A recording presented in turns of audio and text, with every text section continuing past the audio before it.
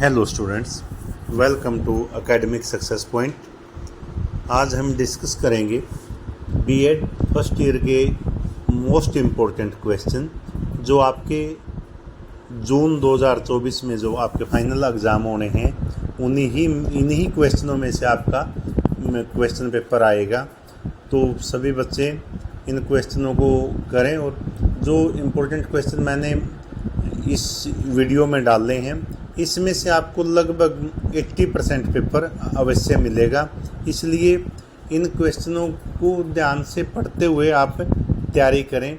आज हम डिस्कस करेंगे बीएड फर्स्ट ईयर का first paper childhood and growing up, बाल्य अवस्था तथा विकास। जो आपका फाइनल पेपर आएगा उसमें क्वेश्चन नंबर 1 होगा, जिसमें आपको 4 नंबर के 4 क्वेश्चन मिलेंगे, जिसमें क्वेश्चन नंबर 1 में 4 पार्ट होंगे, A, B, C, D। ये कंपलसरी क्वेश्चन है, सभी बच्चों ने इस क्वेश्चन को करना है।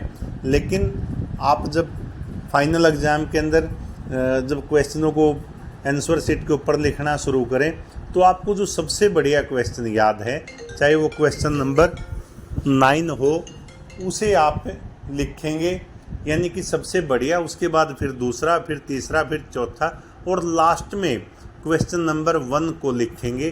कई बार बच्चे क्वेश्चन नंबर 1 में बहुत अधिक सीट भर देते हैं, जिसके कारण बाद में उनके सीट नहीं मिलती, इसलिए इस क्वेश्चन को आप अंत में लिखेंगे। तो आज हम अब डिस्कस कर रहे हैं यूनिट 1 के अंदर जो इम्पोर्टेंट क्वेश्चन है।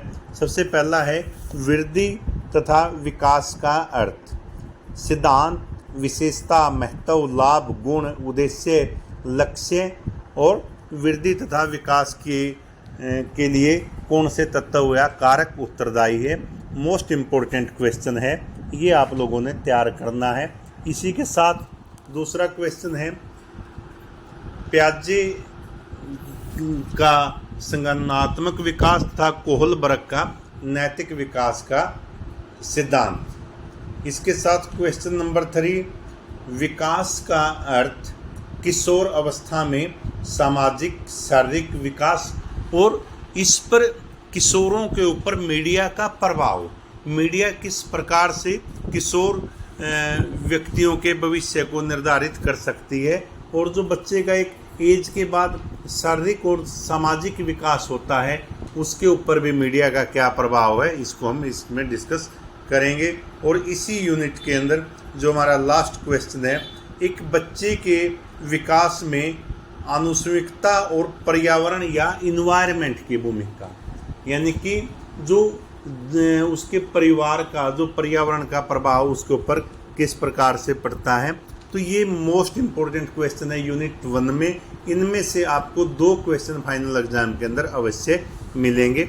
इसके बाद यूनिट 2, इसमें है व्यक्तिगत विभिन्नता का अर्थ, इसके प्रकार, इसकी इम्पोर्टेंस, इंडिविजुअल डिफरेंस क्या होता है, उसकी शिक्षा के क्षेत्र में क्या भूमिका होगी, इसको हम डिस्कस करेंगे। इसके बाद इसी यूनिट के अंदर अगला प्रश्न है व्यक्तित्व, पर्सनैलिटी एवं क्रिएटिविटी का मीनिंग, इम्पोर्टेंस, और क्रिएटिविटी क्या है, सृजनात्मकता क्या है, क्रियाशीलता क्या है, और एक व्यक्ति की जो पर्सनैलिटी है, जो व्यक्तित्व है, उसका किस प्रकार से निर्धारण होता है। तो इसके ऊपर हमें डिस्कस करेंगे। इसके बाद बहुबुद्धि का सिद्धांत, ये गार्डनर का सिद्धांत है, और गार्डनर ने अपने इस सिद्धांत में बुद्धि के संबंध में किन तथ्यों का प्रयोग किया है उसका हम विश्लेषण करेंगे। और लास्ट जो हमारा क्वेश्चन है गेम प्ले या समूह गतिशीलता, यानी कि खेल और समूह गतिशीलता की बच्चों के जीवन के ऊपर क्या प्रभाव पड़ता है। आज के समय में गेम के अंदर आप देख सकते हैं कि उसके बच्चे का शारीरिक, मानसिक, सामाजिक सभी प्रकार का बच्चे के शरीर के ऊपर गेम का प्रभाव पड़ता है।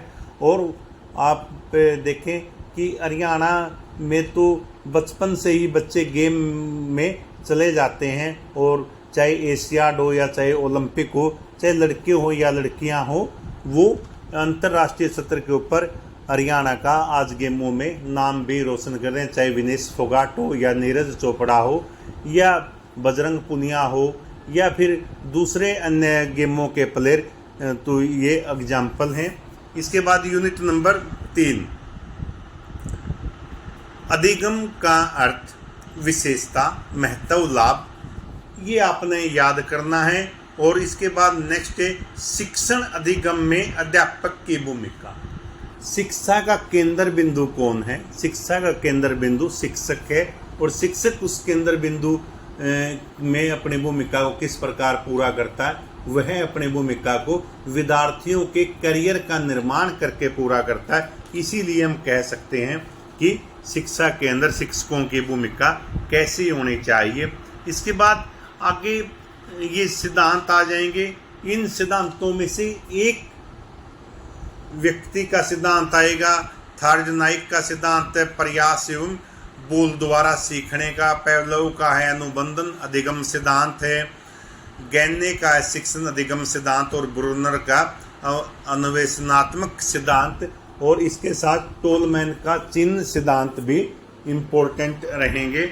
और लास्ट इस यूनिट के अंदर इसके बाद यूनिट नंबर 4, आज के समय में जो सबसे इम्पोर्टेंट चीज़ है बच्चों के सामने वो क्या है? स्ट्रेस।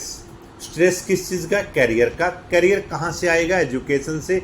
एजुकेशन कैसे आएगी? एजुकेशन में जो बच्चे ने टारगेट अचीव करने, उन टारगेट को अचीव नहीं कर पा रहा। आप कोटा का एग्जाम्पल ले सकते हैं, सिक्कर का एग्जाम्पल ले सकते हैं, जहाँ बच्चे नीट की तैयारी के लिए जाते हैं, IIT की तैयारी के लिए जाते हैं, लेकिन वो उस प्रेशर को, चाहे माता पिता का, चाहे समाज का या स्कूलों का या पोजीशन लेकर आने का बच्चों के ऊपर जो प्रेशर है, उसे झेल नहीं पाते और वो सुसाइड की तरफ भी अग्रसर होते हैं। तो इसीलिए स्ट्रेस का मीनिंग क्या है, बच्चों के ऊपर पड़ने वाले स्ट्रेस को किस प्रकार से दूर किया जा सकता है, उसके लिए क्या सुझाव दिया जा सकता है, और उनकी एजुकेशन प्रणाली में कैसे चेंज किया जा सकता है, ये मोस्ट इम्पोर्टेंट रहेगा। सेकंड है वैश्वीकरण, शहरीकरण, आर्थिक परिवर्तन और गरीबी का किशोर अवस्था पर प्रभाव।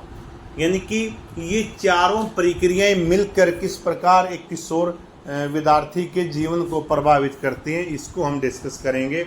और इसके बाद है नेक्स्ट प्रतिभाशाली तथा वंचित बच्चों का अर्थ। प्रतिभाशाली विद्यार्थी कौन है और वंचित बच्चे कौन है? प्रतिभाशाली जो शिक्षा के क्षेत्र में अपना विशेष स्थान रखते हैं, और वंचित वर्ग कौन है? जो शिक्षा के क्षेत्र में किन्हीं कारण से शिक्षा ही प्राप्त नहीं कर पाता। तो इन दोनों समूहों के ऊपर विद्यार्थियों के भी हम डिस्कस करेंगे। और लास्ट है जो आज की सबसे बड़ी समस्या समाज के सामने है, वो है आक्रामक व्यवहार, दबंगता। यानी कि बच्चों की जो व्यवहार की शैली है वो पूर्ण रूप से परिवर्तित हो गई है। आज कोई भी व्यक्ति किसी भी प्रकार के स्ट्रेस की वजह से या तनाव की वजह से लगा सकते हैं कि मामूली सी बात पर झगड़ने के लिए तैयार हो जाता है। और ये सब कहाँ से है? ये शिक्षा की कमियों के कारण। तो जो विद्यार्थियों के जीवन में जो आक्रामक व्यवहार की प्रक्रिया आई है, इसके कौन से कारण हैं और इसे किस प्रकार से दूर किया जा सकता है, और इसके साथ साथ आर्थिक विकास की प्रक्रिया इन आक्रामक व्यवहार की प्रक्रिया को या बाधाओं को समाप्त करने में किस प्रकार योगदान दे सकती है, तो ये हम डिस्कस करेंगे। जो बच्चे इन क्वेश्चनों को पढ़कर जाएंगे, उन बच्चों को जब आपका फाइनल एग्जाम आएगा बिल्कुल सामने ऐसा ही पेपर रखा मिलेगा। तो आप इन क्वेश्चनों को पूरे सीरियस होकर आप इन्हें पढ़ें। आपको फाइनल एग्जाम में 80% क्वेश्चन पेपर इसी में से मिलेंगे।